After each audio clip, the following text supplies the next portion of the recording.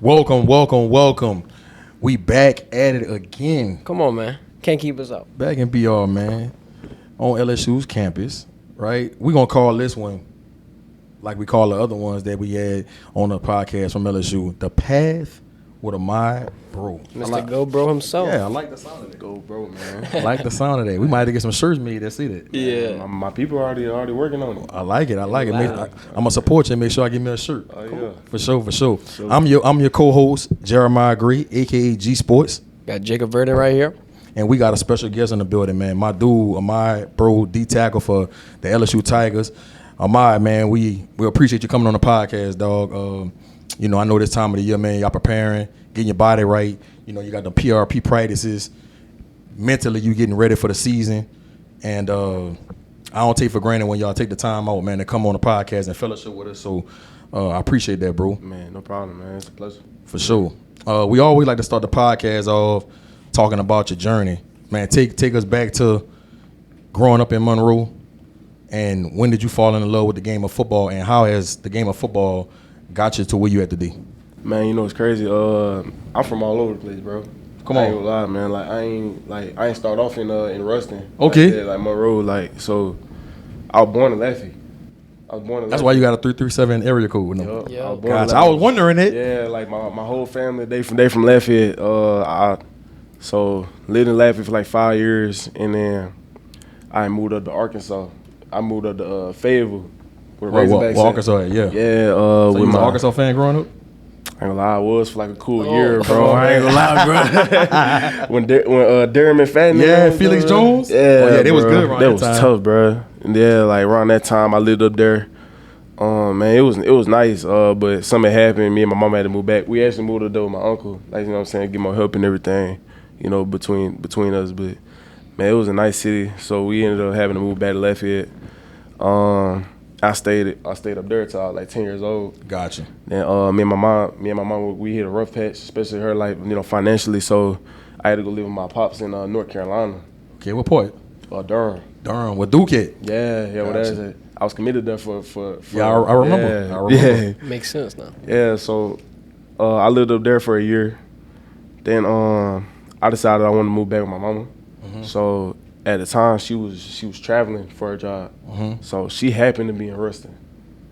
So when I decided to move back, you know what I'm saying, we was thinking like, you know, move back to Lafayette or something, you know what I'm saying, get close to family. But I ain't gonna lie, we messed with it so heavy up there, like, it wasn't even no point in leaving. Right. That we felt like. So I stayed there for like a year. Mm-hmm.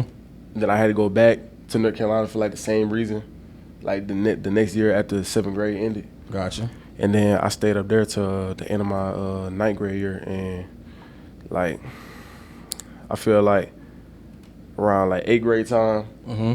like that's when I really started like falling in love with football, taking it serious, because I realized like I could go places with this. Mhm. Like then like what I was doing, because you know like I wasn't really a sports kid, bro. I play 5 instruments, bro.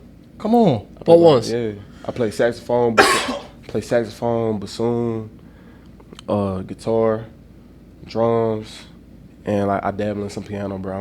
That's my Okay. worst one though. Where you develop that love from? And I think from my mama, man. I ain't gonna lie, like my mama, she like all types of different music, and then like she was always singing in the crib. So like I mean, I just naturally gravitated towards it. And Mhm. I got a lineage of people in my family who play instruments and all that. Sing growing, I feel like it's just something I picked up. I got a knack for, like that. Like one of them instruments, the bassoon I mentioned, like I just had a knack for it. I learned that in like a month and made the All-State band. Come on. I was in like 7th grade, bro. That's fire. Yeah, like that was my first love. So I started loving football like even more though. So I made a decision, put everything else down, and like Lock in. yeah, I put all my eggs in one basket. Like started doing stuff to help, like sports to help with football, like lacrosse, like wrestling, stuff like that. When I was in North Carolina, because you know they got way more sports than us up there. Yeah, Wrestling like, big up there. Not for real. For real. So, yeah, I locked in around 8th, 9th grade, and then I moved back to Ruston when I after like in the 9th grade, like the spring, and man, when I went back to Ruston, they had already started spring ball. Mm-hmm. So I joined them in the spring ball, and then I wasn't even playing D-line. I was a tight end. Which is wild. Yeah, bro. I was a tight end. I didn't start playing D-line until junior year of high school. Yeah, like junior year of high school. So, man, I did my best at that tight end. I was caking everything. Come on, man. You feel me? Let Like, me you find out. gonna go look it up, too. Yeah, I need to see that footage. I need to see that. Coach Atkins over here, he need to put me at fullback, for real. H-back. Nah, for real. Something Put you like as that hip. For real, bro. I was putting stuff on the ground, bro. But, like, yeah, so I got my first offer to La Tech. Right there. Yeah, my sophomore year. After that season, I played tight end. Was Coach Sloan? Coach Sloan was down. He was there. Yeah. He was there. Yeah, that was the season after Coach O. Okay. Had stepped down. So yeah, he was still there. Yeah. So yeah, I got my first offer over there, and I literally put everything else down. Like I was just zeroed in. Like I was like, bro, I'm finna take this all the way now. So first step, free college. Now it's time to get to the league. So For sure. man, I balled out my junior year. And then like bigger schools started contacting me like Ole Miss, Mizzou, and then there was Duke. So Duke offered me in the middle of the season my junior year, and I had took the trip up there because they invited me on like a junior day up there, like in January. So I'm already familiar with my city and everything up there. So I mean, I'm just basically reliving old memories, and then I go to a Duke basketball game. I only went to one of them before, with Marvin Bagley and all that. Yeah, bro. Man, bro, that experience. Man, jumping. And then they brought us to the basketball game. I was like, bro, this is really a basketball school for real. So, like the stadium, like Cameron Indoor is small, but it's loud, bro. Like It's an atmosphere. It was crazy. They was playing Miami, and like that staff, bro. You know what I'm saying? They were amazing people. But some of my mom told me, bro, there's no way Coach Elko gonna stay like. Right. Year. If he have another good season, he ain't staying, bro. Right. So like I committed, maybe in the hopes that like maybe he would stay. Cause I swear, bro, I never thought LSU would like contact me, bro. Like they'll follow me, but like after I committed to Duke, cause I mean I mess with that staff so heavy. They started contacting me and everything. They invited me to junior day, man. So fast forward to March, still committed to Duke. I'm just on the visit. Man, Coach House and them when he was here, and Coach Kelly, JR. You know what I'm saying? JR from 318. He from up there, from Ruston. A legend from up there. Yeah, for real. So, yeah, he had got me down here, and, man, they were saying good things about me, though, like, you know what I'm saying, the whole day and everything. I wasn't expecting much, and then the DC, Coach House, came and talked to us and everything, and then he winked at my stepdad, apparently. So, I mean, I kind of put two and two together, so the photo shoot, man, literally, like, I came out of there, and then Coach Kelly was walking up. He was like, he gave me the offer. Man, I then jumped to the side. I ain't never jumped that high, bro. I ain't never jumped that high, bro. All the hard work paid off. Man, all the hard work paid off. I just needed to finish the job the next year, my senior year. So, yeah, like, man, I was like, I'm all in. Like, I ain't gonna lie, I didn't care about no other schools for real. Like, next day, I called the coaches at Duke to decommit. I'm sure they understood. Yeah, they understood because, Elko used to be the DC for Coach Kelly at Notre Dame, man. Like, you know what I'm saying? I didn't want to do it. Like, I didn't want to, do it to him like that. But, like, at the end of the day, man, it's different. Yeah. You got to understand this at some level. Called them. You know what I'm saying? I was thinking about waiting. But Coach Bauer, the DN coach at Duke, man, he told me, like, straight up, man, if you know you're going to go there, like, what you waiting for? Right. That's real. And then, like, someone was telling me, bro, like, don't wait, because, like, this might be, like, you don't want that spot to get took. I don't want that spot to get took. And this might be God sending me a message, bro. You know what I'm saying? Like, I never ignore my gut, so I committed, like, within the next 15 minutes of me ending that call. Did you take any official visits anywhere else? Nah, LSU was my only OV. Gotcha. Yeah, I didn't do the whole recruitment. I went on, before LSU, I had went on 2 visits. Okay. Yeah, I went to Duke and I went to Tech my sophomore year. Gotcha. Yeah, so, I mean, I was locked in all the way, and I was all LSU, man, like, from the moment I said them words, bro. So, I got here and... Yeah. Balling out as a freshman. So if you would have stayed in Lafayette, what high school you would have went to? I probably would have went to like Karen Crow or Northside. I'm gonna go ahead and say you should have went to Karen Crow then. I should have. Yeah. Yeah, bro. Not that Ruston was a bad idea. That was that was a great idea. I mean, a blessing in disguise, bro. Yeah, for sure. I ain't gonna lie, like, Karen Crow, a lot of my family, like relatives on that. Gotcha. You know what I'm saying? So Gotcha. like, You not recruited to them Baboons, huh? the Baboons? Like Russell Babineau, Chance Babineau. Russell. Oh, no. I ain't kin of them. No, Okay, no, y'all kind of like favor each other. Yeah, a little bit. Everybody down there looks somewhat the same, bro. I don't know what it them is. Creoles. Yeah, them Creoles, bro. Yeah. Yeah, I'm a bro though, so yeah, like bros. Who else? I don't know. It's a range of people that I ain't gonna lie. I'm glad I didn't live in Lafayette, bro. I would have asked my grandma like, hey, she related to me? She related to me? Yeah. She related to me? Nah, I ain't trying to do all that. Gotcha. Yeah. Take me through the state championship run and then also being able to be coached by Kyle Williams and then now be reunited with him here at LSU. How special is that? Man, that state championship run, that was about the most fairy tale-ish season I never had, bro. So, man, before the season, it wasn't looking that promising though, because it felt like we wasn't doing enough. One day, man, it got so bad, like our coaches straight up told us, like, middle of fall can't practice, like, go home rest of the week. Real talk, end of practice, middle of practice, go home rest of the week. Y'all don't want to be here. Get your mind right. We got our mind right for sure, because I mean, you know, we played Wallace and then Warren Easton. We won, we had lost, and then you know what I'm saying, they season got forfeited or whatever. So, but like the rest of the season, we went on that run. Man, What you feel like was the turning point though? The turning point of the season? Where something clicked. Where like something clicked, man. I think it was after that Neville game, cause boy, we was so close to losing that game. You know what happened? Like that's our rival, huh? Yeah, that's our rival. Yeah, Will and them. They went, I played against Will too, but Lance Hurd. Lance. They was both the same O-line, but yeah, we was playing them my senior year, and talking about we finna lose the game. Like we had the punt, they was finna catch it. All they would have to do is take two knees, and then we would have lost. But dude muffed the punt. Right. He muffed the punt, then we recovered it, and then we just started hammering it in, running down the clock. So like after that, like we won, like I think we won by like a point, like a touchdown or something, like a couple points. Yeah. So after that, bro, I ain't gonna lie, we had a conversation. We was like, I mean, we kind of shooting ourselves in the foot. So in this game, we just went on a streak of like whooping folks, bro. Like except for Westgate, we almost lost to them too in the playoffs. But yeah, like we just went on a streak, and then I mean in the dome, man, like y'all put on a show in that dome. Put on a show in that dome, bro.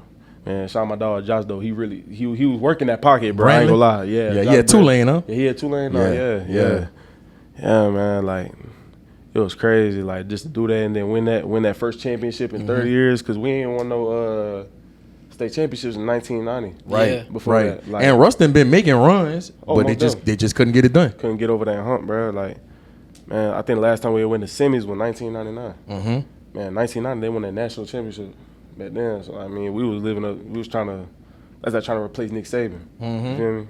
Yeah, I think Kyle Williams was on that team. On the 99 team. Yeah, he was. I think he was young though. I think he might have been he was a freshman. He said, yeah, freshman or something like that. You know what's crazy? He played running back this season. What? Kyle was a running back. That boy was a running back. Wow. I want to see that. Yeah, I would have never thought that. Yeah, Coach Kyle, like, nah, he had bro. Because when he played D tackle for LSU and when he was in the league with the Bills, bro, he really undersized. Sweet feet, bro. Sweet feet, bro. And could bend and just very nimble. Yeah. Very so nimble. I could probably see, and then probably when he was a freshman, he probably was a little more leaner, maybe. Yeah. Probably okay. He was way more lean. Yeah, I gotta see a picture of that. Man, on some video clips. I'm trying to see to it believe. too, boy. You couldn't, man. That boy neck was like this big, bro. Yeah. And you should see him out at practice sometime, bro. He be doing the drill with us sometimes. Yeah. Man, he still got it though, but yeah, like, man, we had some expectations to live up to, bro. And I ain't gonna lie, we delivered, bro. And then we played Trades and Yep. still be talking to him about that sometimes, bro. Yep. I covered that game. Yeah, man. Man, talk about what is it up there in Monroe, especially at Ruston High School, bro? Y'all been putting out some top tier athletes over the last decade. Like it's guys coming out there year after year after year that's going to play on the next level.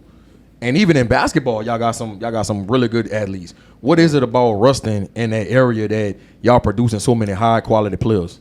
Man, Ruston is probably the most unique community in like this whole state, bro. I'm gonna keep it a buck because this is why. Because everybody great who come from there, eventually they end up going back. You feel me? Like it's such a good place to like raise your kids and all that. So they keep on coming back, and all these legends having kids. You feel me? All these athletes having kids coming back, and then we the only school in the whole. We the only like public high school in the whole parish. Okay. Yeah, okay. we the only public high school. So I mean, all the kids are influxing there, and like, you know what I'm saying? They playing ball, and Y'all must got a good rec program down there.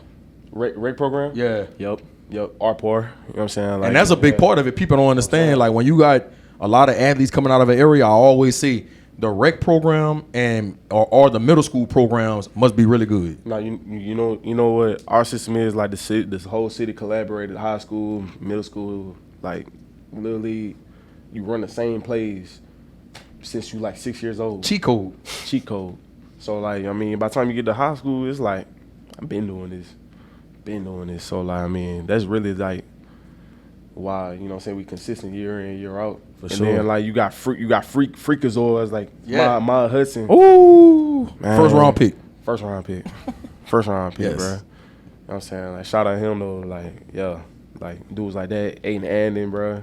Aiden Anden was definitely one of my favorite players in this past class Real talk. because I thought he was somebody that was kind of flying under the radar. For some reason, man, I gravitate toward them diamond in the roughs. You know what I'm saying? Yeah, bro. I don't wait for other people to see how good somebody is. I watch them. I watch their film. And especially when I saw him in person, that's when I really stamped him. And I said it on our show a couple times. I was like, Aiden Anden, one of the DBs in this class that nobody talking about. That boy ain't start playing football till junior high school. Which is wild. Well, because he was a hooper. He was a hooper. And And he was doing track. he was doing track. Bro, you know how, I'm going to tell you when I really stamped him. I remember telling Frank Wilson this. Shout out to Coach Frank. I covered the top 20. Who they played in the state championship and lost? Central. No, not down. The year before. Destringham. No. Basketball. I'm talking about basketball. basketball? Basketball. Who We they got Ponchatoula, I think. Ponchatoula. They lost to Ponchatoula. So I'm watching the game. I already knew about him from football.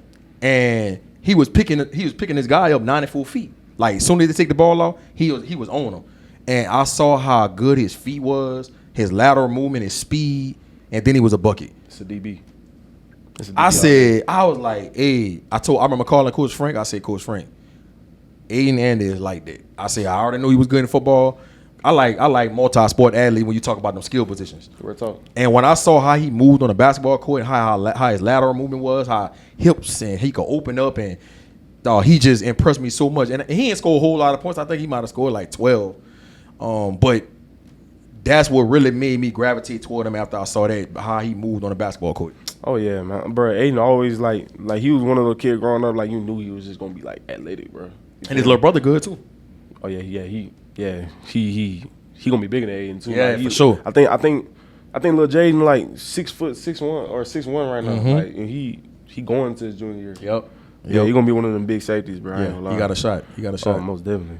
Whenever we were talking about Kyle, you were saying he's going to get in there and show you and how he still got it. We talked to Blake Baker about like how to set the example and not just tell you but show you. Like how pivotal is that in terms of a coach getting the whole room to buy in? Man, it really means a lot. Like, you know what I'm saying, when a coach like can do the stuff that you can do and like get you to buy in to what he's saying, like, you know what I'm saying, you got to be able to make kids like believe in you, you know what I'm saying, and then like make them want to play for you. That's the most important part. Cause be honest, like y'all all had that coach growing up, like oh, I gotta see him. Feel me? But like I don't think generally like anybody in this building feels that way about their coach. Right. You know what I'm saying? Like they really make us want to come to work every day and play for them, like not disappoint them. You know what I'm saying? Like go out there and BS. You know what I'm saying? So I feel like that's a big part of team culture. Man, they build that. Yeah, I want to talk to you about this because I think this is something that more kids need to be more open-minded to. You was a edge in high school. Most definitely. And, I thought when you was coming in that you was going to be an edge. I did too. Well, you get moved to D-tackle and have to gain weight. Yeah. And it was different for you, bro. Yeah. Talk about being open-minded to that and gaining weight and just how you flourished and trusted what your coaches wanted you to do? Man, you see, at first I wasn't receptive to it. Like, back in high school, Coach Kyle told me, you going to play inside in college, they're going to move you. I didn't believe him. I thought he was just playing. Because I was gaining weight. I just thought I was like, okay, I mean, I'm getting old or something, gaining weight. That boy straight said, nah, you playing inside. I didn't believe him. So I got here and then went through that spring. I was like, yeah, nah, I'm going inside, bro. I could just tell. Because, like, they was trying me at 3 tech and pass rush sometimes and all that. Like, they was cracking the fat jokes in the building. So, like, I mean, I was just like, I'm going to just go ahead and go ask Coach Kelly, like, you know what I'm saying, what the plan is. Yeah. You know what I'm saying? Like, he said the whole plan the whole time was to move me inside. They just didn't think I would be receptive to it. Right. So, like, they didn't tell me. So, like, I took it upon myself. Like, I was like, I'll do it. Like, right now. Like, it would have been easier to start in January gaining all that weight because I was losing because at that time I was like 230-something. So I had to gain it faster than I probably needed to. But he was like getting 280-ish range and straight. So when I tell you, like, I was 5,000 calories a day. A lot of protein. A lot of protein. A lot of carbs. A lot of carbs. Yeah. Like, now that Whataburger order, bro, I wasn't playing, bro. Like, I was not playing. Like, You just had some cheese fries. That's what I'm saying. like I told you, I ordered 3 large fries and a sweet and spicy bacon burger. Like every time, like I was doing that like every day for a while, bro. And like it worked. So like I mean, yeah, like I went through hell that summer and I was training like crazy, and made through that fall camp. And I mean, I just learned like that if you open and stuff like that. And people are telling you, you know what I'm saying, like, this is what you'll be best at, you probably want to look from the outside looking in and be like, you know what I'm saying, bro, like, I can make bank. You know what I'm saying, doing this. Because, I mean, everybody else see the vision.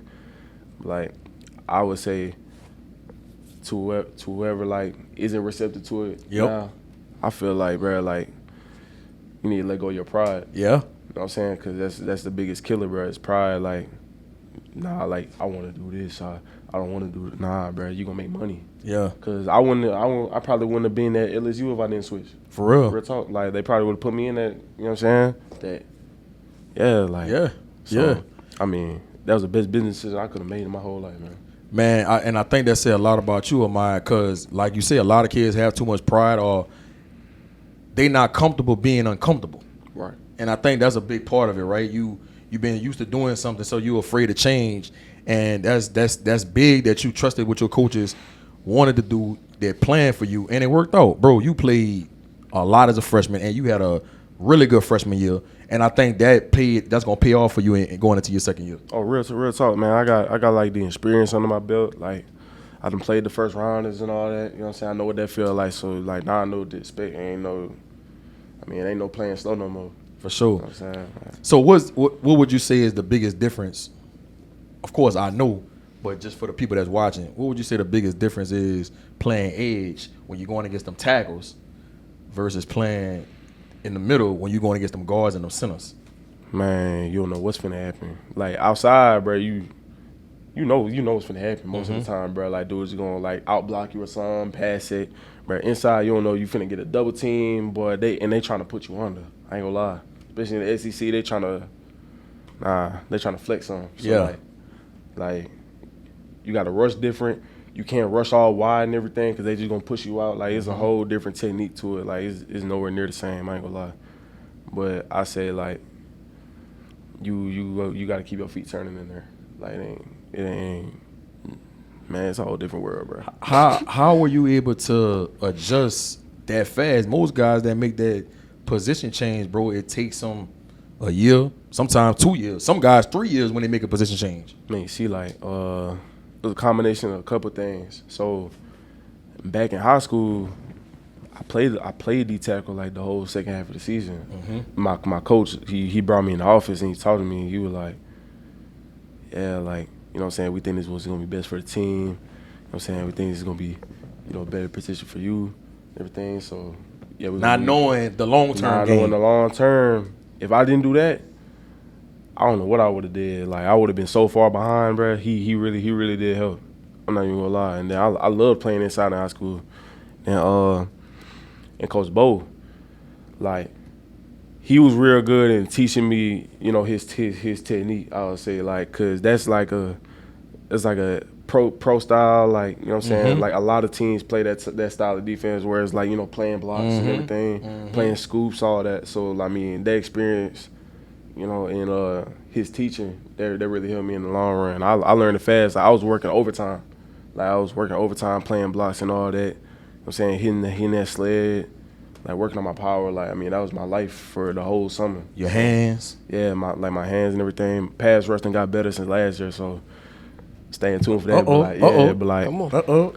Yeah, like, I mean, it's just I had good teachers. Yeah, I had a good mind. You know what I'm saying? I stayed on this field. For sure. Did you ever have moments where you thought, like, all right, maybe I can't make this switch, or were you fully confident the whole entire time? I ain't gonna lie, I was fully confident. The only thing I was concerned of was the weight, because I wanted to get to like 285. But gaining that last 5 pounds, man, I was finna throw up some days. I was like, bro, you know what I'm saying? I'm gonna stay like 275, bro. Right. But I was like, nah, let me not do that, cause I gotta go against some gorillas this season. So, and I don't have my technique fully packed down. So like, I mean, when you combine less weight with less technique, man, you finna get mollywopped. So yeah, I just stayed the course. I never, not once that I think I couldn't make the switch, but I'm saying the physical part of it, that's what I thought to myself. I feel like we were talking about earlier, you playing instruments and being well-versed in all those different aspects, that helps you process that information quickly. And that I feel like that was a testament to you and your ability to be able to understand schemes, concepts, and that's why you had that successful year in year one.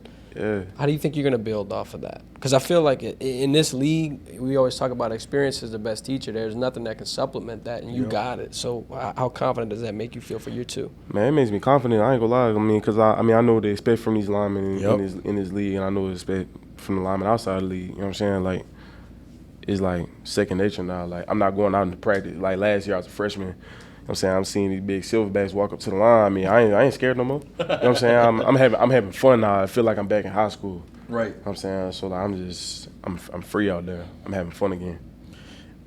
I want to talk about your mentality when we think back on your recruiting class. You were somebody that when you look on social media, you look on 3, 24/7 Sports, Rivals, whatever. Ahmad Breaux, even though you was committed and you signed with LSU, your name wasn't one of the names they was bringing up. Nah. But it seemed like you didn't let that affect you as you got ready to come into college. And truth be told, you was probably one of the most impactful freshmen on LSU team. Right. Did that give you a chip on your shoulder, knowing that people kind of wasn't talking about you for your recruiting class? All day. Yeah, it still do.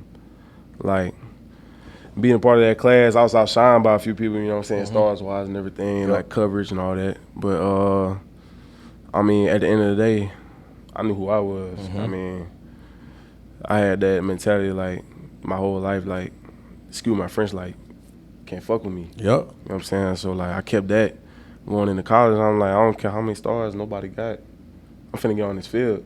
So, like, they gonna cover me in the media while, you know what I'm saying, I'm walking across getting my jersey.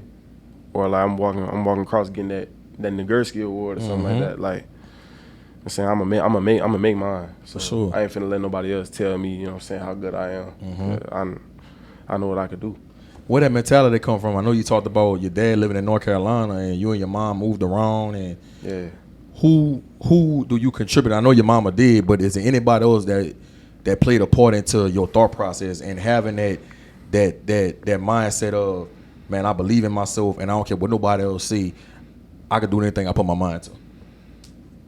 I feel like it was my mom, man. I ain't gonna lie. Like, I feel like, and my dad too, cause you know what I'm saying, he had that fire in him. Like, he got that competitive spirit. That's where I get it from. Like, that nobody can like get on my level, bro. Like, he been telling me that my whole life. Like, whenever you step across from somebody, whenever you step from that boy, like, he can't do nothing with you. I don't care how big he is. You Right. feel me? Right. I mean, I ain't the biggest one in the bunch. You feel me? I'm like 280. You know what I'm saying? Like, I'm going against 360-pound grown men, but like I'm not scared. I ain't never been. You know what I'm saying? Then my mama, like, I mean, she raised me to be independent, to think for myself. That was the biggest thing. She always spoke life into me, you know what I'm saying? Like, words of encouragement and all that, no matter what I chose to do. Like, she never faulted me. Like, she never called me nothing for, like, want to do the music and all that. And, you know what I'm saying, whatever hobby I had, she always supported everything I had. So I ain't never been discouraged to do nothing. Because a lot of time, and I ask you that, a lot of time, especially in this generation, when kids growing up in a single-parent home with just a mama, they be spoiled, they feel entitled, they be babyfied. You seem like the total opposite of that. Man, like, I really do credit it to my mama. Like, she was raised rough too. You know what I'm saying? She grew up off the thruway. You know what I'm saying? Off the Evangeline thruway, bro. Like, she grew up rough. I know what you talking about. Yeah, like, that's what Northgate at, huh? Yeah, that's what Northgate. Yeah, over there. Like, there's the trenches over there, boy. Yeah, boy. She grew up like bad, bro. You know what I'm saying? Her and her 7 siblings. You know, like, ooh, you know what I'm saying? Lord. Like, yeah, well, yeah, six siblings. Yeah, 7 including her. 7 including her. Yeah, Right. Like, grew up rough, and then she started out. Bro, my mama grew up like in it's a little town called Ridge, Louisiana, outside of Lafayette, and then like, man, she lived with animals, bro. Like, her and her brother, her and my uncle Quinn, they lived in a trailer with my grandma. Like, it was so bad. Like, you know what I'm saying? Life was hard for them. I'm saying they live with animals, bro. Damn. They went to sleep with animals. So that's where you get the riding the horses from? Yeah, like, you know what I'm saying? Like, riding horses, that was from my grandpa. Okay. You know what I'm saying? Because he had a stable, and then, you know what I'm saying, he had a big black horse, bro. Like, yeah, I was just riding him growing up until, you know what I'm saying, I moved away. Then I went to college, and then he got old, so he had to give him away. But yeah, like, that's really where I get it from. And like, yeah, my mama grew up rough, so like, she ain't the average single mother, you feel me? She the type, like, I did it, so you could do it too. You know what I'm saying? Like, I did. She was gonna find a way no matter what. She was gonna find a way, and she did it. So like, I mean, she living good now. So I mean, she told me like my whole life. I mean, like, you gotta go out and get what you want, cause I mean, when nobody coming to save me, so ain't nobody gonna come to save you. I ain't finna save you. Right. So yeah, you finna learn about his life. You know what I'm saying? I'ma help you, but you gonna learn this on your own. I think that's a big reason why your mentality the way it is, bro, and it's a testament to your mom, cause man, this generation, bro, you see so many kids come up super talented, got the measurables, got it all, as far as physically, but they don't have it up here. That's and I could tell you were the total opposite of what you see in this generation. Yeah, man, it's you gotta appreciate your blessings, bro. You know what I'm saying? Like, when you get put in this position, like, you ain't get it by accident. You know what I'm saying? So I'm like, be confident in yourself. Don't think that you never belong somewhere. You feel me? Like, I feel like that's a big reason why a lot of people don't succeed. They feel like they get discouraged when they realize, you know, they're not that dude no more that they was, and you know, back home. They get here, they be like, man, I probably don't belong here. I do. So, and shout out to your moms, man. Mom's the real MVP. Yeah, real talk. Building off of that, Coach Kelly made a comment talking about how you were one of the most game day ready freshmen. Like, did you feel that? And also, did you have any welcome to the SEC moments where you're like, all right, man, I'm here. This is real now. Man, I need to tell you about it. Hold on, I'm gonna do the yeah. So yeah, I did feel game ready. We won against USC, but my thing was, bro, I was just like, when I was actually out there, it was like I was stuck in a trance or something. Like, I was like, bro, like, this like some stuff I watched on TV when I was young. For real. Like, I'm in this right now. In that world. Like 50,000 people in the stands in that in stadium. Vegas. Yeah, in Vegas, bro. I'm like, ain't no way, bro. Like, so I'm walking out there. I played slow that game. You feel me? Like, I feel like I could have did better. You know what I'm saying? But I was just in awe. You human? I mean, yeah, I was nervous, afraid to make a mistake, but man, nah, that's out. But yeah, I did feel game ready though. I feel like, you know what I'm saying, I was a technician. I am a technician still, but I mean, that's what really put me far ahead, and I study film a lot. You know what I'm saying? I was like religiously, that, you know what I'm saying, leading up to that game. But yeah, and welcome to the SEC moment.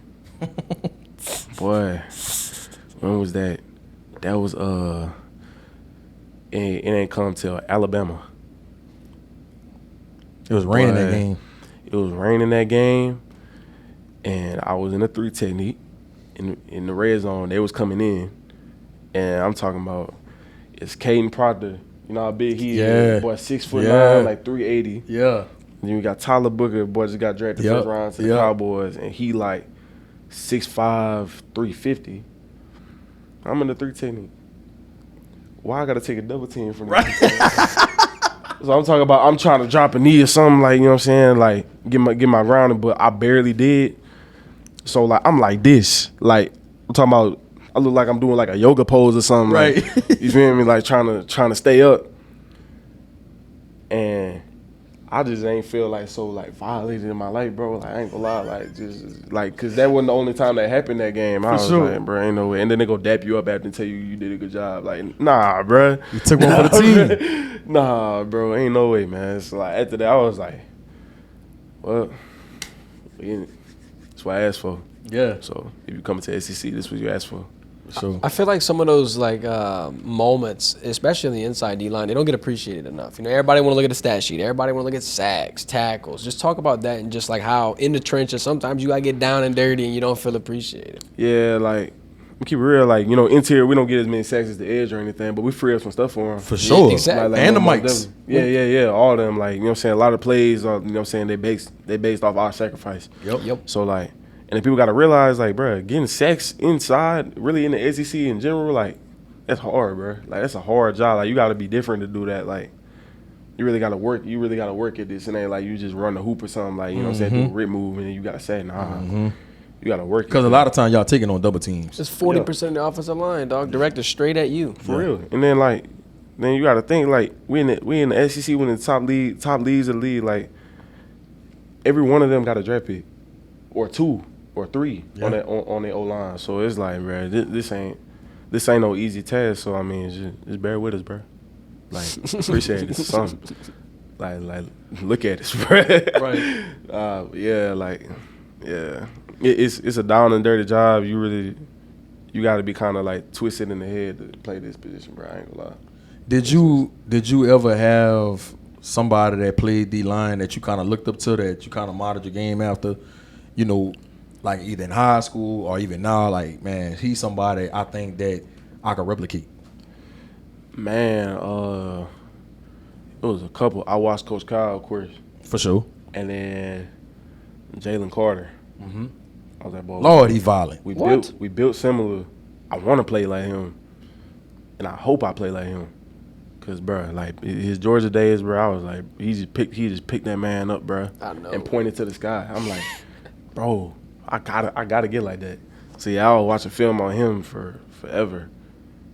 Yeah, and he doing it in the league. He doing it in the league? Cause I was one of the people that said, yeah, he gonna be good in the league, but he ain't gonna just be handling them like that in the league. Shit. Now he got a ring. Dude, he is handling grown men like that. He's handling grown men. Yes. Just like that. And then, like, I wanted to study Aaron Donald. I mean, that's generational. For sure. I hope I get to that level. If I don't, though, I ain't even gonna be mad, though, because, like, I mean, like, that's a generational first step for get off, strength, all that, like.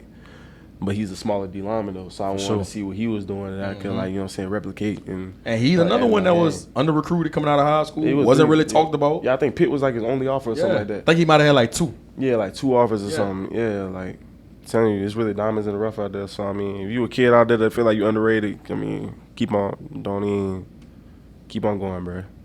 They can't tell you nothing. Let me ask you this, man. In the NIL era, a lot of people feel that kids getting paid all this money that is taken away from the main thing. Right. You somebody that I know, of course, you want to be compensated. You should, you know, and y'all deserve it. But how do you keep the main thing, and when that alarm clock go off at 5:45 to make sure you at workouts or the PRP practices, to be on time and make sure you're one of the first ones in the building to get your work done? How do you stay internally motivated in this generation, in this era? Because at the end of the day, it's a couple goals in mind that you got to think of. It's like, first, you love this sport first. You ain't love the money. You know what I'm saying? Like, you was playing this sport because you like playing it. So, like, you got to bring that little kid back in you, bro. Like, when you start to, like, think, like, you know what I'm saying, I made it. I got all this money. You know what I'm saying? There's more money I've never seen in my life. No, it ain't. Because get what? The second thing you got to think about, the cap space in college right now like 20-something mil. Mm-hmm. But that's 7% of the NFL salary cap. Like, we ain't getting nothing compared to what you could get, and that's generational wealth. Like, this ain't generational. This pocket change compared to what we're gonna get. It's still a lot though. Yeah. You know what I'm saying? We can go take care of our people back home and everything. Mm-hmm. We know have some financial freedom. You know what I'm saying? Like, get some of this revenue, like, you know what I'm saying? Like, because we bring the crowd, you feel me? So that's good, but nah, you can't get immersed in all that. So you gotta come to work every day. You know what I'm saying? Like, you still like not getting paid. You feel me? You think your upbringing and what you saw your mom go through has you with that type of mindset? Most definitely. I mean, cause like, no matter, one thing I say about my mama, like, whether she was singing or like she was, you know what I'm saying, she was going to work. I mean, she always loved what she did. So I'm like, man, I ain't finna do nothing if I don't love doing it. I'm gonna continue loving this, son, but I mean, like, money ain't gonna change that. Right. Cause like, and then you gotta think at the end of the day, man, like you gonna get paid in the NFL too. So like, what you gonna do? You just gonna start slacking in too? I mean, you in the big league now, bro. Like, you can't stop then. Like, that's the work just begun. For sure. So it's like, man, don't. Yeah, my mama definitely taught me, like, you know what I'm saying, love what you do, and if you don't love it, stop doing it. What do you think's the biggest lesson you learned so far about yourself as an athlete and just as a human in general during your time here at LSU? Man, what do I say? I say that as a man, for sure, I definitely learned, like, nobody, like, this is the first, like, real example, like, real life adult example, like, nobody coming to save you. Right. Nobody coming to save you in life, bro. Like, you gotta do this alone, like, whether you like it or not, because everybody else got their stuff to worry about too. So I mean, nobody finna hold your hand through nothing. That's what I would say. Like, coaches, your teammates. How are you handling everything at this level? Like, we always talk about the rise of social media. Of course, that comes with scrutiny. That comes with a bunch of noise and external distractions. How do you eliminate that and focus on being an athlete, being a student, getting the academic honor roll, things like that, that balance? And how I do it, at the end of the day, like, if I see something negative about me on the net or something like that, or like, you know what I'm saying, like the media blowing up about us or something, I remind myself, bro, I'm human too. Mm-hmm. So I mean, I'm finna walk my walk and do my thing, cause at the end of the day, I ain't chasing nothing by myself.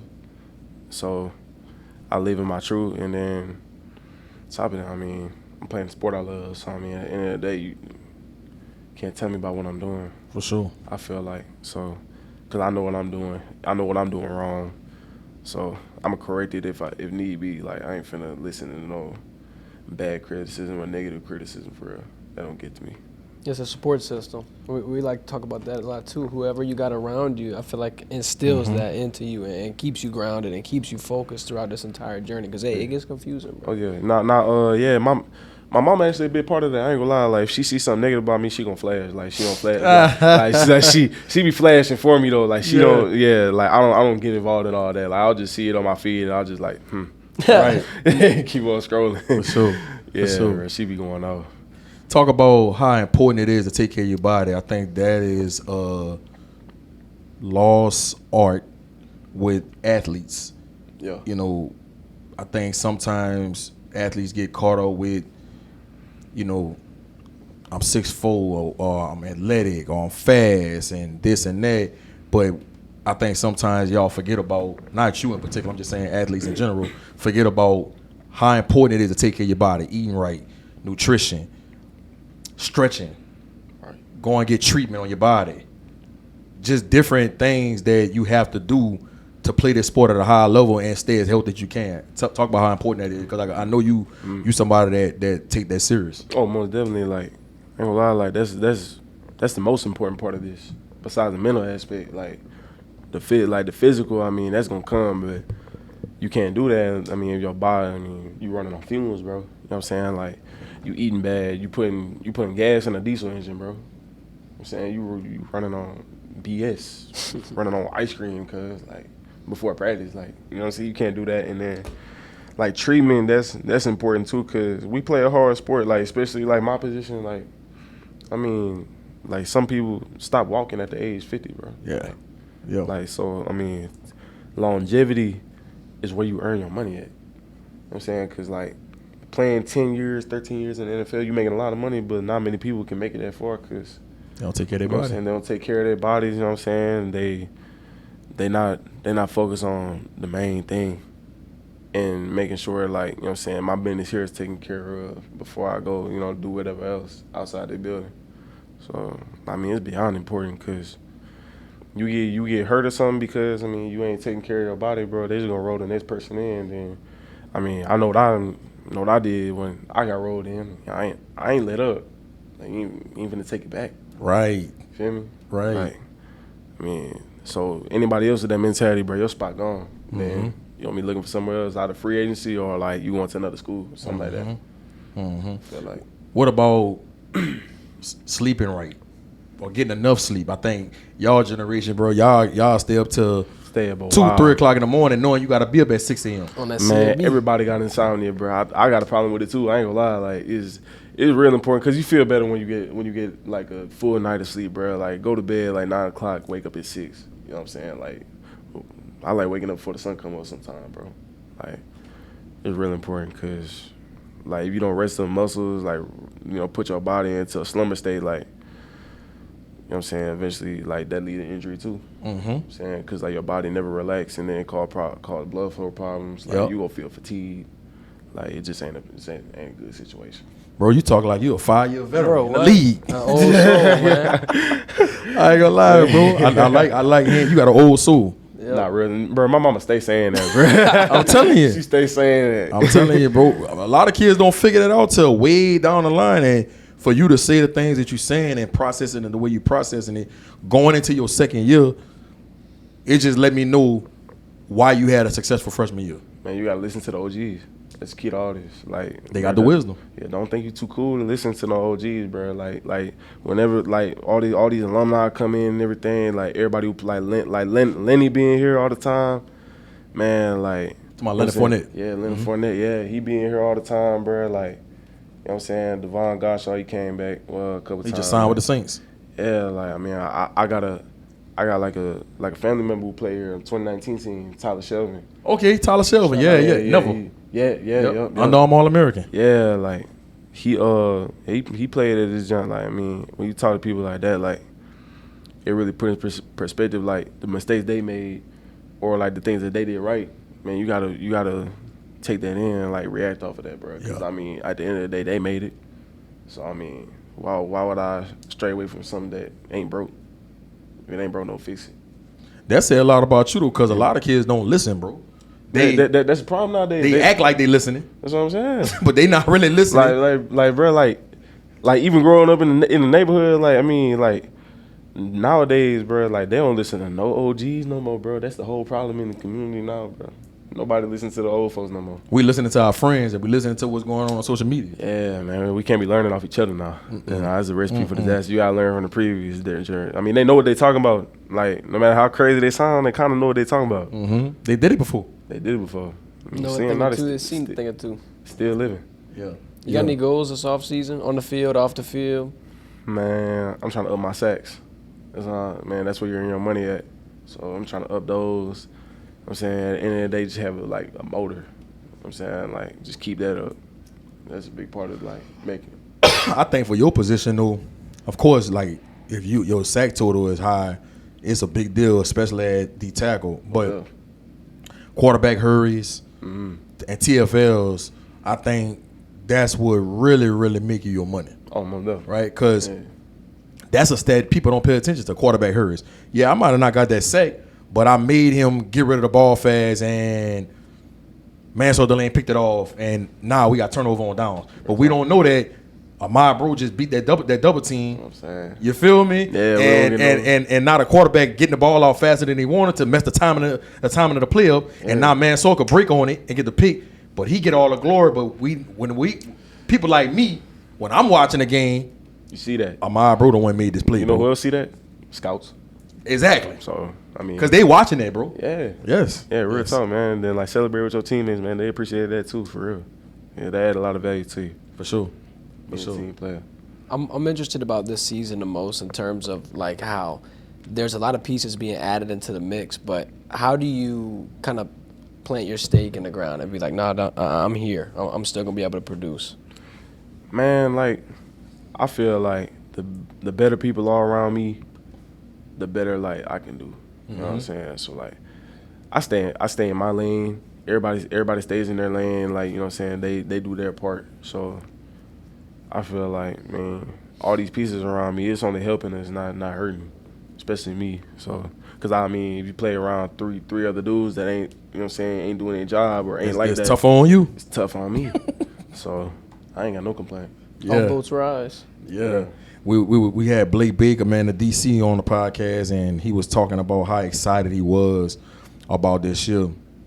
Just from a standpoint of, and he talked about you and Dom, how much experience y'all got as true freshmen, and Gabe Relaford and PJ Woodland. Like, y'all had a lot of freshmen play last year, bro. Yeah. Also, adding those pieces from the portal, Patrick Payton, Pye Byrne, Jamari Butler, Wooden, Mansour Delane, Jamari Jackson, Jakeem Jackson. I'm sorry. Jakeem Jackson. I'm sorry for messing your name up, bro. Really liked him at Florida. Cooley from NC State. You know, the list goes on and on with the pieces y'all added. And he thinks y'all have a chance to be special on defense. When you saw what y'all added from the portal, along with the people y'all got coming back, like a Harold Perkins, but also those freshmen that played a really big role last year, how excited are you to see this defense take the field Labor Day weekend against Clemson in Death Valley? We probably one of the most experienced defenses in the whole like country, bro. I ain't gonna lie, like, so I'm expecting like a lot now energy full defense, bro. Like it's so many pieces that we added, bro. Like they could almost all of them could play like right now, like they could start. You know what I'm saying? So like we got multiple starters at multiple different positions. A lot of depth. Like, a lot of depth. So I mean, we ain't never gonna get tired, I feel like. So, I mean, I feel like we can really make a run at this job, bro. For sure. And the biggest thing for the SEC, and me and Blake was talking about this too, when you able to rotate guys, especially up front, and keep them fresh, that's when you could really be an elite defense. But when you have guys that have to play 60 snaps a game, man, you know that's a lot. And I know that's what y'all had to do last year because y'all didn't have the depth up front. And so, but I think it was a blessing in disguise. Because you getting all those reps, it almost like you put two seasons into one because you got so many reps. And I think it's gonna pay off for y'all this year. Not real talk. Like, I mean, you know, I think I was like 4 snaps off from 300. That's what I'm saying. It's just like, that's unheard of, like, as a freshman, bro. Almost like, so I'm just grateful. Like, you know what I'm saying, like I was talking about earlier, maybe that was God's sign. Like I need to come here because if I went anywhere else, I was gonna be buried in that jump. But I'm just glad I did, bro, because it ain't working out. Like no depth or not, like I did my job. So when you look at players on the defense, and of course, people in the media, the names they want to always throw out there is Harold Perkins, Will Weeks. Yeah. Of course, you would say yourself when I ask you this question, but who would you say on the defense that you feel like is going to have a really good season that might be unappreciated that nobody is talking about? It's a couple people. He might not be a starter. It might just be somebody on the defense that you look at like that. Yeah, it's definitely a couple people for sure. I think Gabe Relaford for sure. His name keep coming up. Bro, what? His name keep coming up, bro. When I tell you that man finna flash. Shout out to Gabe. Shout out Gabe, bro. That man finna flash. And then Deshaun Spears. Deshaun Spears, yeah. Yeah, them two. I like them two names right there. And PJ, of course. Yep. And then, dog, what y'all had a total about what 7 freshmen that played on defense last year? it was a lot, boy. It was 7 and 8. It was me and so Gabe Rutherford, me. Deshaun Spills, PJ Woodland, Ahmad Breaux, Dominic McKinley. I'm forgetting about Devon somebody. Keys. Devon Keys. Uh, I'm forgetting about somebody. Ooh, that's all. I don't think so. Yeah, I think that was 5. No, it's more than 5. More. Dom, Ahmad, Devon Keys, Deshaun Spills, Gabe Rutherford, that's 5. PJ Woodland, 6. Yeah, and then I think that's it. I think that is. That's a lot, though. That's a lot of freshmen. In the SEC, bro, In the that's SEC, unheard of. That's crazy. Like you come, you don't expect it. Like you ain't gonna say like, oh yeah, I'm gonna come here, I'm gonna sit out 2 years. But like, I mean, that's what most people expect. Like you come to this school, like we ain't gonna see you for like another 2 years. Yeah, you gonna be on the shelf. Yeah, and then like, you know what I'm saying, we just gonna hear your name one day. Yeah. You know what I mean? But like, yeah, we can't. They threw us in that 5 quick. For sure. And then if you talk about if you add the people on offense, Caden Durham, that's 7. And you talk about Tre'Davious Green, that's 8. Then you talk about Mabinga, that's 9. You talk about DJ Chester. I think DJ Chester might have been a redshirt freshman. Yeah, Paul and DJ, they both redshirt. All right, so we ain't gonna count them. Yeah. So you had 8 when you had CJ, Caden Durham, and Tre'Davious. Did any freshmen? I think that was it. I think that might have been it. Yeah, I think that was it. I think it was just Tre'Davious and K. Yeah. So 8 freshmen. That's 8 freshmen that made a significant impact at a school like LSU. That's why I'm so high on y'all, not only this year, but the year after, because like we always talk about, and anybody that watches this podcast, they know I say this all the time, experience is the best teacher, bro. No. Like, just think about, and not to think ahead, but just think about how y'all gonna look in year 3. Crazy work. Do you feel like a veteran now? And then, like, have you had freshmen come up to you, ask for advice, and just what's that like switching from, all right, I'm a freshman, I blink my eye, and here I go, putting someone under my arm and teaching them my ways? I don't know. It's kind of weird because like last year I was that clueless. Like I was like a baby deer out there, bro. I ain't know how to walk. So I mean, I had people teach me how to walk. Like, you know what I'm saying, like Tank. You know what I'm saying, Tank Guillory and mainly him. And then now I turn around, bro. Like these freshmen coming here, you know what I'm saying, they asking me, you know, how to what the swing of things is, you know, how to do this, how to do that. I mean, and I feel good. I feel good about it because I mean, they trust me enough to come up to me with that. You know what I'm saying? So I'm just glad I'm that person, bro. Because if I didn't play, I mean, I wouldn't be that. Yeah, man. I'm definitely excited about the season. Before we let you get out of here, Ahmad, man, we got to get Ahmad's favorites. About to hit you with the rapid fire. Here we go. They get it. Favorite football player all time? College or NFL? It don't matter. Chase Young. I like it. It's a good fit. New Orleans Saints. Who that? Oh yeah. Okay. Chase Young. Y'all look like y'all could be related. Another one. Okay, I'll watch his film growing up too. Yeah, he was a monster at Ohio State. Man, bro, he would have won the Heisman if he, bro. Yeah, bro, he was a monster, bro. He was a monster. He got suspended. Yep, for sure. Favorite movie of all time? Hancock. Okay. Boy, you really got an old soul. That's not typical for somebody your age. That boy said Hancock. That's a good one. That's a good movie. I'm just saying. That's hilarious, bro. It is. That's a good movie. That's a good movie. For sure. For real, bro. Favorite artist to listen to? Probably J. Cole. Man, you old soul, bro. You stamped. For real? That's my era. It's your era. That's my era. Man, y'all era not listening to no J. Cole. 2011. Bro, y'all era not listening to J. Cole, bro. You know that. Yo, we not. Y'all not, bro. That's not. No, you might be the first person I heard say that at y'all for y'all generation. That's crazy. J. Cole is a lyricist, bro. Substance. He got a story to tell. Every time. I love his message in all his songs, bro. For real, he don't be talking about BS in his song. You feel me? Like he try to uplift the community, bro. That's what I respect about him. That's why your mindset the way it is, man. You listening to that and it's pouring into your brain and it's carrying out in your life. Yep. Good in, good out. My mom used to tell me that when I was young, bro. She said, "Be careful about the type of music you listen to." Now that energy real. It is real. Like you gonna listen yourself into something like that's in that song for real. Yeah. Speaking look, into existence. I tell my son this all the time at different kids I mentor. Ain't nothing wrong with listening to Young Boy and all that. I listen to it. but you can't just wrap your head around just listening to that all day, every day, because you started thinking you could do what he doing. Nah. He ain't even doing what he I'm doing. telling you, bro. You can't do what he doing, but that's a whole mafia boss, bro. Real talk. Like, you can't do that. No. Can't live nah. Favorite sneaker all time? Jordan 4. You like the Foles? I like the Foles They too. just dropped the Siemens. You grabbed them? Nah, I didn't, bro. I didn't. I ain't gonna be able to wear them. I'm gonna be in the hotel. Okay.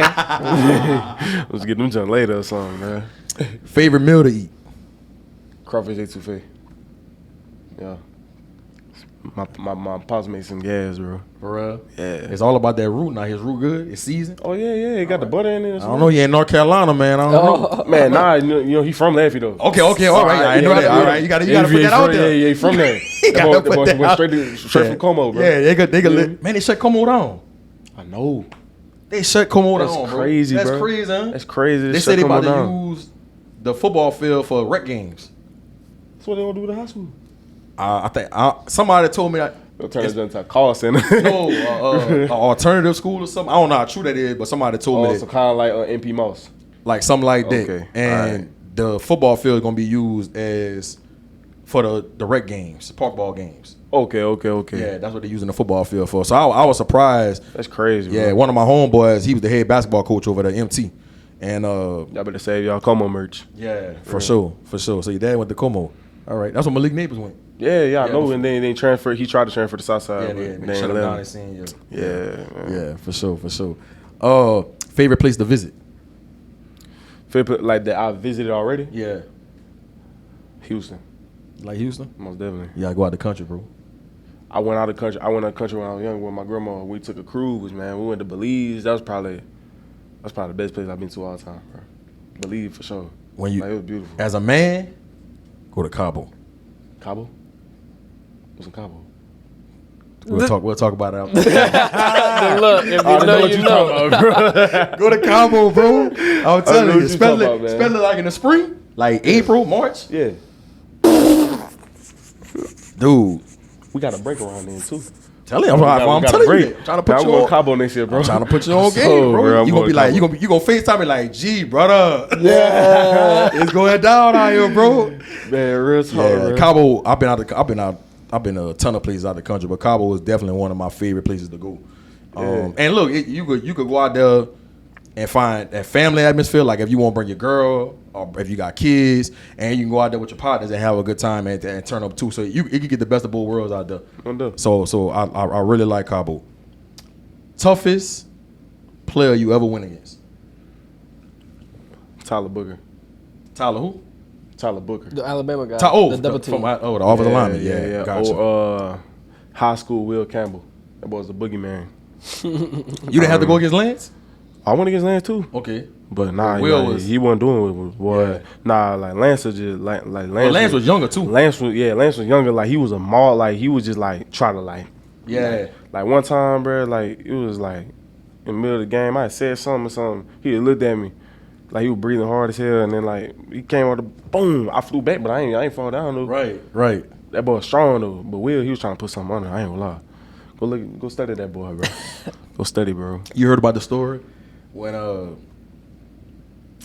Mike Vrabel came here to work him out? You heard about what happened? Where? So the head coach for the Patriots, Mike Vrabel, came to LSU and did a private workout with him before the draft. Yeah. And Vrabel wanted to go against him Because he played linebacker. because he played linebacker. Yeah. So he did a drill. I don't know if it was like a pass rush drill or he acted like he was blitzing. I don't know how the drill went, but Will put him on his back. Bro, I think I left like right before that happened, bro, because I seen him working out in the back, like by the wall, and I was like, Yeah. And Mike like, Vrabel, Mike big Vrabel? dude, bro. Like Fact. I know he like small. bro, like 6'3". Yeah, bro, Something he, like that, bro, he built. huge. Yeah, Like, played in the built. NFL like 18 years, bro. Man, Will, and Will Will could do some things, bro. Will put him on his back, Will Will. could pick me up. bro. I'm 280, bro. Bro. And I'm a grown man. And Mike Vrabel kept saying, "I want to go against him. I want to feel it." And Will was like, "Okay, okay, No okay, holding you back. won't feel it, huh?" Oh, okay. Yeah. Yeah. And I think that's what solidified him getting picked 4th overall. Had to, bro. Yeah. He's just a good teammate too. Yeah. We're a good dude, bro. He a real good dude. I'm proud of the progression he made from high. Because I remember when he came as a freshman at Neville, all the way to now. And I knew that man was going to league. Me too. I knew that man. The mental makeup, and one of the things I'm most impressed with Will, being able to handle success. Like he had all of the accolades in high school. Came to college, started as a true freshman, had all the accolades in college at one of the most prominent universities in the country. Got picked 4th overall. Dude still humble. Dude still waking up at 5 in the morning to go get his workout in, and you know he gonna be one of those guys that's gonna play 10 years in the league and put that gold jacket on one day, barring he don't have a major injury. Real talk though, like that. I've been to it, bro. I ain't gonna lie. Like, and then when I really got to know him here, like I was like, yeah, bro, he finna be a legend at this jump, bro. Yeah, like, man. Shout out to Will Campbell, bro. Shout out to Will. I know he gonna do big things up there with the Patriots. Real talk. Favorite coach of all time that had the most impact on you, no matter what level? No matter what level? Kyle Williams. Have to. Williams for sure. And now y'all back together. Yeah. Reunited. No, better together. Yeah, like, I mean, that boy straight seen me walk in the facility, like, new to the high school, like, finna get him in a red jersey. That's what the defense were. Mm-hmm. Yeah, and then, like, I mean, he believed in all of us growing up. You know what I'm saying? Me and my partner Jordan Guidry. You know what I'm saying? Jane Mayfield. Mm-hmm. Everybody who came out of wrestling, everybody who's still there right now. I mean, he believed in us all. Like, he believed we could all do it. Like, he didn't believe nothing was too hard. You know what I'm saying? So, like, he was that fuel. He was the light of that team. For sure. So, if you wasn't playing football, what would Ahmad Breaux be doing with his life? boy, I'd be like a producer or something. Like, yeah. I'd probably be in New York at Juilliard or something. At Juilliard. For School of Art. Yeah, School of Art. Like a School of Art, or like I miss baseball. I like baseball. I used to be really good at baseball. Yeah, like I quit. You ain't play at Ruston, though, huh? Nah, I ain't play at Ruston. Nah. Okay. I was already fully into football by then. Yeah. I had stopped in what it was, 6th grade. Okay. Yeah, I stopped in 6th grade. But yeah, like my love for music still run deep. So I mean, I definitely be doing that, something with that. Favorite instrument? Favorite instrument? Man, guitar is so versatile. So like, even though it's not my best one, I feel like it's my favorite though, because I mean it's challenging, but at the same time, like when you learn how to play it, it's just a beautiful. For sure. Yeah, like you can play anything on it. But saxophone, that's my baby. It was my first. So yeah. I love the melody of a saxophone. What? For real. Man. The next time you do I'm gonna speak it into existence, man. The next time you get a NIL deal and you do some type of photo shoot, man, you gotta have an instrument in that picture. I still got my saxophone. Man, you gotta have it in the picture. And I got my guitar. You gotta have it in the picture, bro. I might got you gotta add that, bro. I might got to, bro. So they can know that. They can know that other side of my bro. Real talk. Yeah. I want to add this question too. Talking about the other side. Talk about your love for computers, building computers, PCs. We talked about it a little bit before the show, but dive into that. I always been a curious kid, so like my mom would get mad at me, bro. I'd like break up old phones and like try to get the motherboard out and stuff. Like I was. You was the jailbreaker. Yeah, I was just into stuff like that. You know what I'm saying? So like, I mean, building a PC, I always learn stuff real quick. So I mean, I just learned how to do it, and then like, I mean, instead of spending like, I did math in my head. Everybody know math. Like, I mean, instead of spending all that money, like, get somebody else to do it, like, why not just do it on my own for like way cheaper? You feel me? For sure. So like, I mean, I just did that. I mean, it's a skill that I feel like, you know what I'm saying, some people need to have. Yeah. You know what I'm saying, because I've been in the tech, like I've been in the games and stuff like that. I love that type of stuff. Yeah. You know how to figure it out. All day. Man, this was a really, really insightful podcast, bro. I'm glad we was able to do this. I know that people that's gonna watch this, they know Ahmad, the football player, but now they gonna get a good glimpse of Ahmad, bro, the person. And that's why we do this, bro. We want to entertain, but we want to educate and inform people on who you are as a person. I'm big on people having an identity outside of the sport they playing, because sometimes, you know, and me and Blake was talking about this earlier, sometimes we get caught up with Ahmad Breaux, he plays football for LSU, and he's number 93, and he had a good game and things of that nature. But what about Ahmad the person? What about Ahmad the person? Yeah, and then like I take that real serious outside of here. Like I try to, like even though I love it, like spending time away sometimes. Like you got to be human sometimes, bro. Yep. Like even when I'm like making a new friend or something, like, you know what I'm saying, or like talking to a woman or something. Like I don't even bring it up. Yep. Like I don't bring it up. They already know. And they probably know. I mean, I don't want to hear about it all the time. For sure. You know what I'm saying? I'm not 93 right now. I'm a mod. So, There you go. like, There you go. I mean, outside of that field, like you're not talking to 93. You know what I'm saying? Like I'm on the field doing my thing. Like you talking to a mod. I mean, you can ask me about 93. Yeah. But I don't want that to be the whole gist of the conversation. not real talk. Like I mean, I ain't. I'm more than that. Yeah. Like I mean, I came home. The reason I'm home. Decompress. Decompress, and then we can talk about that when I, you know what I'm saying, when I feel like talking about it. But yeah, like sure. That's one thing Coach Bo preached. Like you got to go out and like get away from this sometimes. Mm-hmm. Do something that you like doing, like fishing, playing instruments, something like that, skating. Yeah, I be doing that. You know how too. to skate? Rollerblade? Really? Nah, skateboard. Okay. Oh, you a skateboarder? Damn, I can't. Nah, I ain't never skateboarded. What kind of tricks you could do? I don't be doing no tricks for real. That's risky. But, Oh, yeah. But Yeah, you gotta take care of the investment. yeah, like I got a longboard though, so like it's like you could just cruise on it. Okay. You know what I'm saying? Like, you know, late night, but yeah, I'm one of them. You ever seen them electric ones around campus? Yeah, bro. I'm like, How you feel about that? what, bro? I'm waiting for somebody to hit like a little rock. Bro, they going like I'm waiting 20. for somebody. I'm waiting for somebody to hit like a little rock on the road or something and just go flying, bro. Cause, bro, man, the scooter. That would be me. Scooter's already bad enough, bro. I got mine jacked. What? Bro? Somebody jacked my $900 scooter, bro. Damn. Like outside of Hines, I was literally in there for like 30 minutes. Bruh. I came back. You had it on a chain or something? It got a code. Like you're not even supposed to. be able to- Oh, yeah, that's the one. Yeah, right. Yeah, it is. We need to get you a new scooter, man. We need an NIL deal. Yeah, man, we gotta hook my boy up. Hit Man. me up, Yoon. Come on. Come on. Last thing I do want to ask you, I wanted to ask you this early in the podcast. Give me your favorite Kyron Lacey moment last year. Bruh, dude was hilarious. Hold on, bro. Like, I really gotta think. I really gotta think about this, bro. I ain't gonna lie. It was definitely like we was playing Vanderbilt, I think. Mm-hmm. Bro, that trip out celebration you did where you did, Yeah. bro, that Yeah, was the so Walker. hard. Yeah. Bro, that was like the hardest celebration like all year, bro. I ain't gonna lie. And then of course the old Miss, bro, but then he caught, bro. Yeah. That was so tough, bro. Yeah. Dude was clip farming, bro. I ain't gonna lie. I miss my dog, bro. Yeah, bro. I miss my bro. dog. I had to ask you that.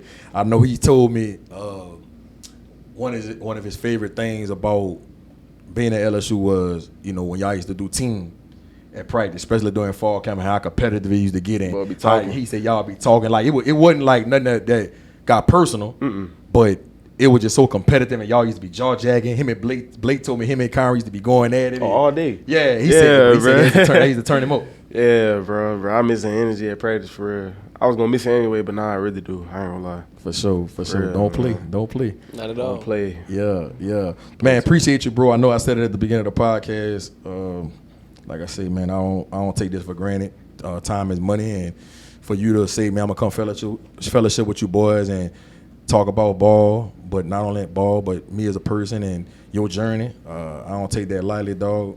You got a really, really good head on your shoulders. Your mama did a phenomenal job. Shout out to Mom. She the real MVP. Mom and your Dukes. dad down there in Durham, North Carolina. Oh yeah. But good luck to you this season, man. Keep taking care of your body. You know, enjoy this little break before y'all get ready to go through fall camp. And I know the best is yet to come for you, bro. You know it. Watch me. Can't wait. I Watch can't me wait to work. watch you this season, bro. Watch me dance a little bit. The Path with Ahmad Breaux. We shutting the podcast down, man. It's your boy, Jeremiah Gray, a.k.a. G Sportz. I'm signing out. Jacob Verdin out of here. Ahmad Breaux, special guest, big man in the trenches. My bro out. You dig. Ruston, stand up. Let's get it.